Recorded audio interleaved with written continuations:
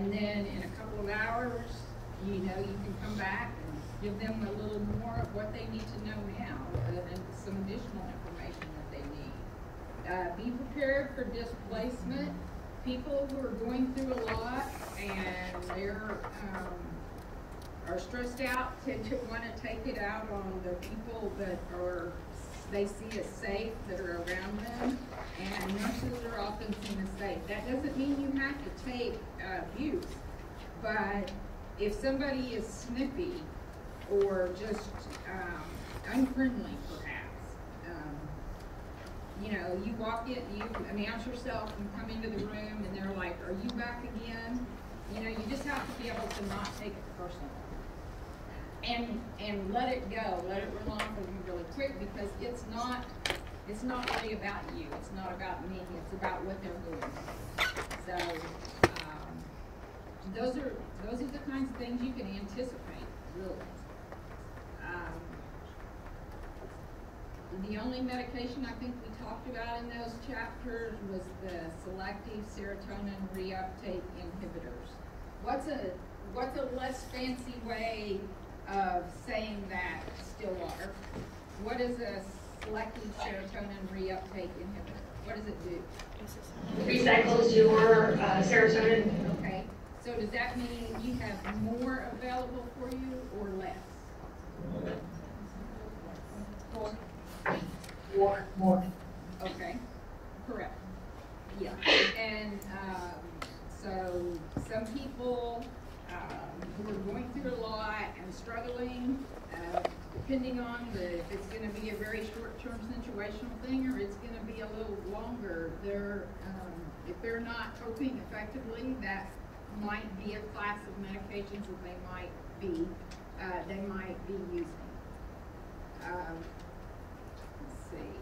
As far as minimizing anxiety, we can do the things like asking them to take deep breaths before an injection and kind of slow themselves a little bit, and get them to focusing on things like their breathing instead of the fact that you have a needle in your hand. You also have to realize that if there's a family member in the room that's really hyped up excessively, that kind of grows. So you can sometimes ask someone to step out. Maybe your daughter flew in from Chicago and she is just beside herself because her dad was just told that he probably only had a couple of months to live, and she is just freaking out and sobbing loudly and having and now the plant itself is becoming more uncomfortable.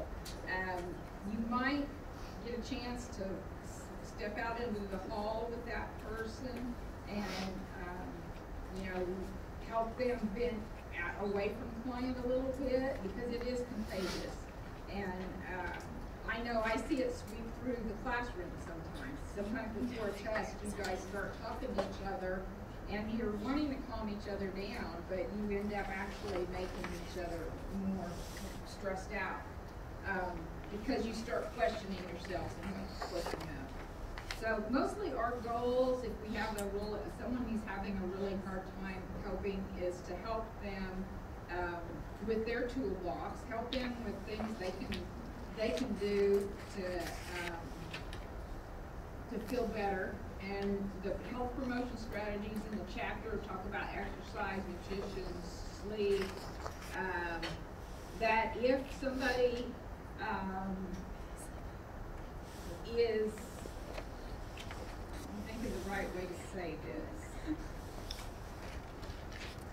So,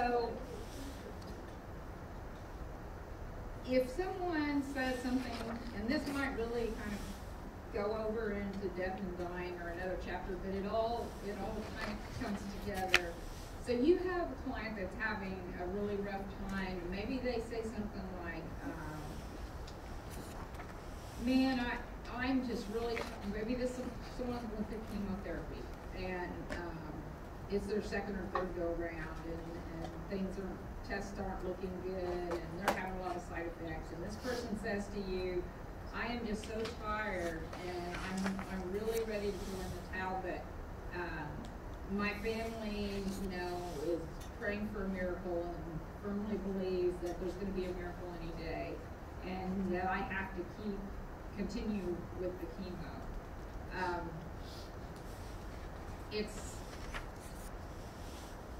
If I said, well, it sounds like your family's kind of forcing you to do something you don't want to do, is that a good answer?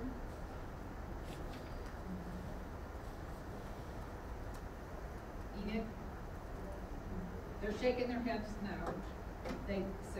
So that's really me putting words in the client's mouth, because the client did not say the family was forcing them to do something they didn't want to do. It might be better so you kind of have to watch yourself, because it's really easy to do that. I can blunder so well. I'm the best blunderer you've ever seen. I can say the wrong thing just on a regular basis. But try not to put words in someone's mouth. The book tells us to restate things a little bit, like, you know, are you feeling stressed out because you and your family have differing views? I mean, that's asking kind of an open-ended question. And it's like, it sounds to me like you're saying this, is that what's going on? And then they can open up a little more and say a little more. You know, in a day or two, it might come around to, well, ultimately, it is your decision. It's your life, it's your decision. But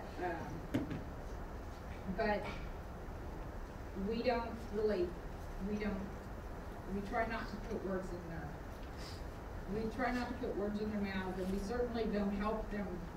You know, we don't have them to make a decision that we think's right. Like if I think, man, you know, you're down to 85 pounds and you look terrible and you feel terrible, why are you doing this to yourself? You know, I may want to say that, but I don't really have the right to say that. The client doesn't need my views. They might need a little help working through their own. You know, maybe you can say something that will be thought-provoking, and they can kind of think about how they might want to open up some dialogue with their family, but they don't need my opinion that they should just quit and go home and die, even if that is my opinion. You know, I should keep that to myself. Okay, let's see. And then there was a little bit of information about burnout and how nurses need to take care of each other and themselves. And that's pretty much that, stress and coping. Is it important for us to know the different types of ego defense mechanisms? The ego defense mechanisms was the question.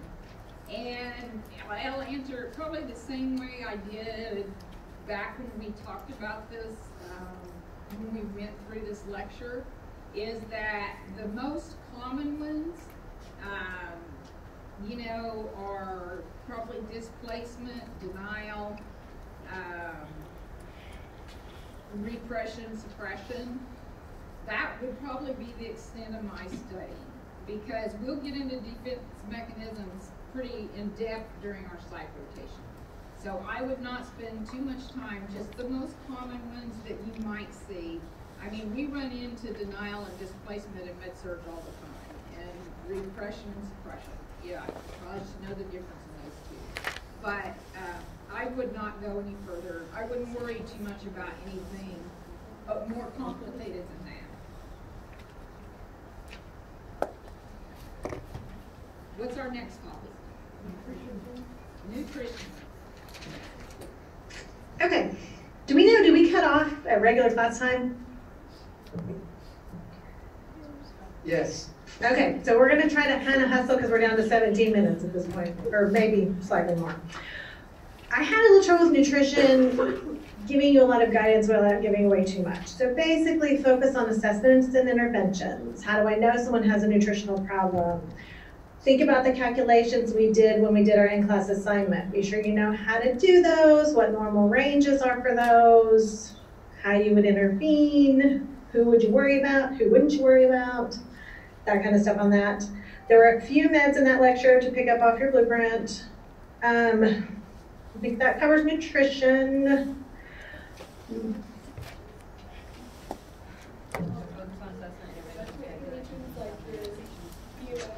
So what they would look like.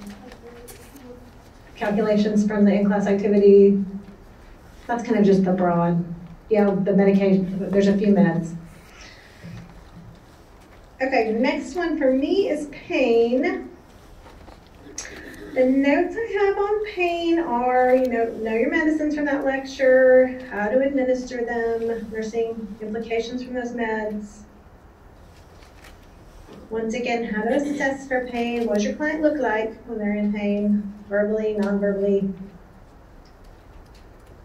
And then also, there's a little bit in that lecture about sources, types, and etiologies, because that's important in how you treat those things, kind of what Mr. Baird said too. It's sometimes important to know where it comes from because it tells you how you can intervene in it. So look at the background on that. And that's my only other one is sexuality, I think, which is skipping ahead a tiny bit, but basically on it, STI information, kind of the same stuff we talked about for the test. How do we maximize that nurse-client relationship in those situations so that we get the best history we can?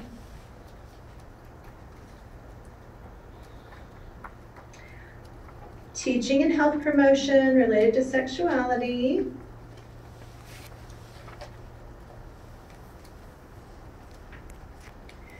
And then also types of sexual disorders. Or what I have in my notes there. Oh, that was kind of fast. Any questions about any of those? About what? What'd she say about the meds? What did you say about meds, Mrs. Hay? The two where I pointed out meds were on nutrition and on pain, and just kind of look over those if they're on your blueprint. Know what they are, what class are they, how would you give them, what are the nursing implications, just the general kind of med stuff. And I think what Mr. Baird said is a good way of phrasing it too. What do you expect when you evaluate? What's the expected action? Like, how do you know if it worked? Is also a good thing to think about with meds. Is there anything particular about menopause? It might fall under the teaching and health promotion. I don't have it specifically written down on my list. I don't know if that's a helpful answer or not. Okay. And I'm done. We don't have any more questions. Am I next, Mrs. Haig? I don't have Nutrition, pain, fluid and electrolytes is the next thing, and then rest and exercise, then temp, death, and dying. So we've got quite a few left. Okay. Okay, so Stillwater, what's our 4 nursing problems in fluid electrolytes? What are we talking about?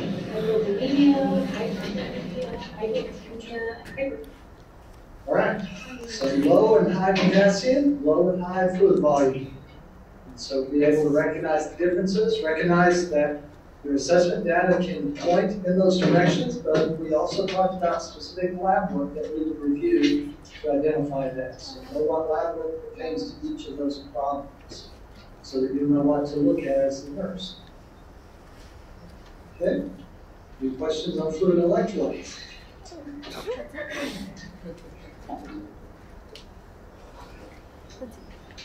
Okay, and I think we're back to rest and exercise after that. On rest and exercise, I made a couple of notes just to remind you that, moderate to brisk exercise does give us a boost to serotonin, the endorphin release. Most of us can burn off stress and feel a lot better if we get some exercise a few times a week. And let's see, I had a couple of notes. I mentioned NSAIDs in my notes. I mentioned Zolpidem, which is the sleeping pill. It's the generic for Ambien. Benefits of exercise to all your body systems. We kind of could review those a little bit. They're right there. I think they start on 1020. not really in-depth complicated stuff. I realized I threw you guys when I referred you to this chart on page 1023 about the veins and the valves in the veins, and then the test question, which you were not supposed to pick, had arteries, and a lot of people missed that question. So I thought I led you directly to the right answer, but clearly I didn't. So anyway, so much for that. Let's see. Review sleep apnea. That's a big issue that leads to hypertension and it stresses the heart. So to review what's in your textbook on sleep apnea, no more, no less. And realize that an exercise program benefits everyone, even if someone's in a wheelchair, full time. They can do an exercise. They can have an exercise program. Even bed patients can do different types of exercises. So, you know, if somebody's a frail elder, you just need to look at, maybe they've got back some long-term and significant back problems that they're too high of a surgical risk. They're not a candidate. So you're not going to have them lifting weights, obviously. You may have to, whereas you and I probably should do a little bit of weightlifting. It's really good for us, but a lot of our elderly that have got some back issues, that their exercise regime would have to be adjusted so that they don't end up getting injured. Disuse osteoporosis, I don't remember if there's a question, orthostatic hypotension, those are just some things that happen when we don't get the exercise we need. And that's about it on rest and exercise, unless you have a question. Mrs. Martinez, in Tonopah they had the chart or table that you brought up in the book. You did want them to look at that for this test, or you don't? You're not worried about it for this test? I'm not about to put that question on there again. Okay, so ignore that for now. Okay. At least for a year, but I do want them to know, well, you know, it was spelled out that those were veins with valves, not arteries. Okay. Okay. I'm concerned that they didn't know that. It really disturbed me a little bit. Maybe study it, but not for this exam. Yeah, just know what went wrong, and by when you get into adult one, you'll be ready for it.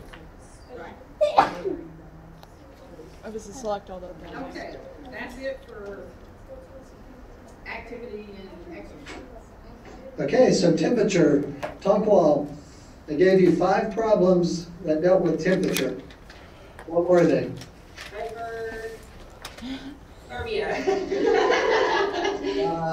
No. There were 4 things under hyperthermia, and then there was a 5th one. So what were they?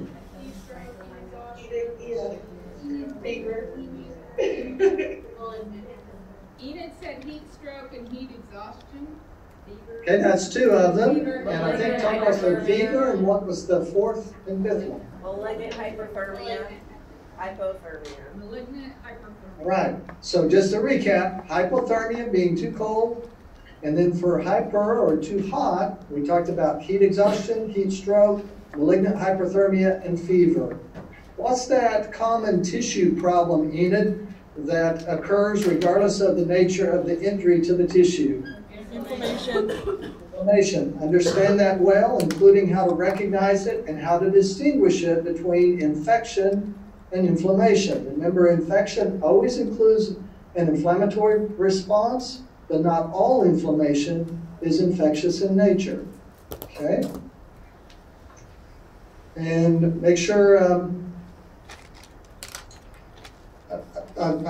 one of the test questions, I think, threw some people because in class I talked about we always start with least invasive to most invasive.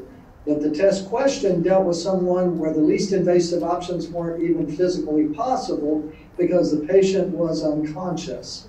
So you can't provide warm oral fluids to someone who is not awake and alert. Okay? So recognize that that principle was accurately provided to you, but not accurately applied to the test question if you missed that part. Okay?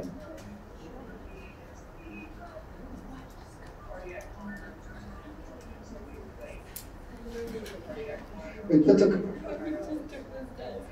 you need to put the cardiac monitor on first because remember we said a cold heart is a very vulnerable heart.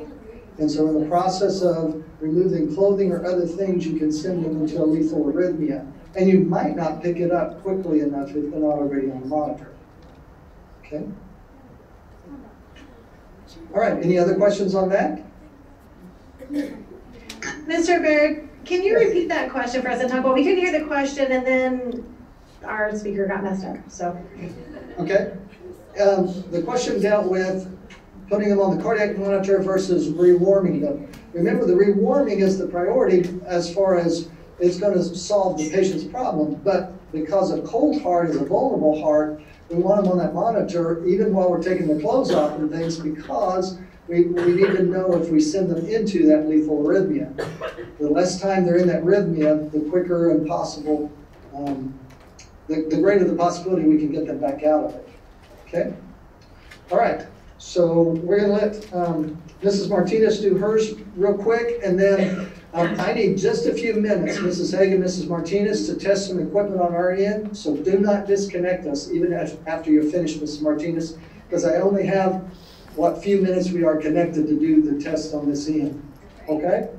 Thank you. It's chapter 43, loss, grieving, and death.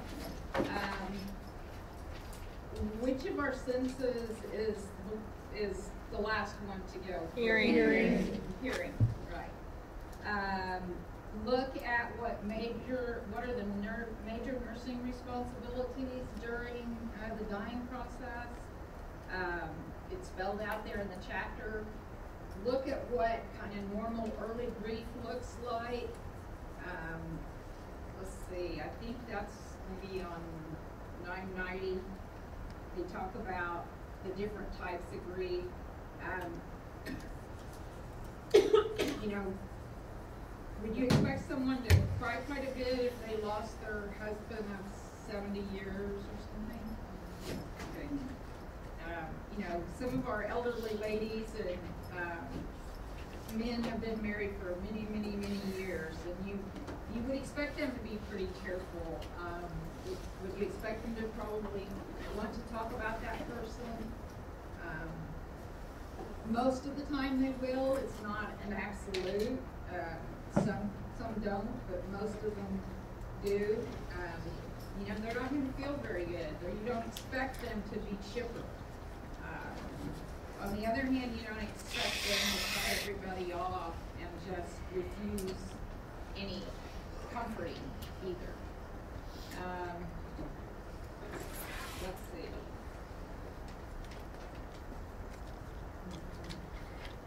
There are the actual loss and the anticipatory, maybe everything really in here is kind of just providing emotional support so that people can get through that and recognize that they are dealing with the loss and what's the best way to help them. The family's also your client. Don't forget about the families.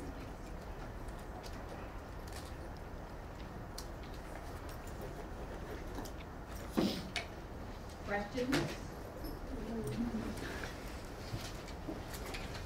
We have one here in Stillwater.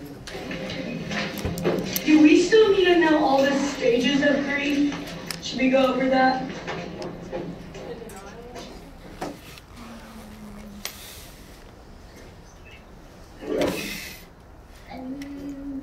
Are you talking about the Kubler-Ross stuff?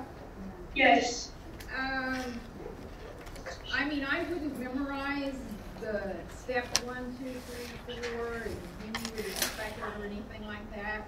Not, you know, if there's a scenario, and you might say this person's in denial, it's just correct that off. No, they're still there. Are you still there? But not in depth. Mr. Baird's doing his thing.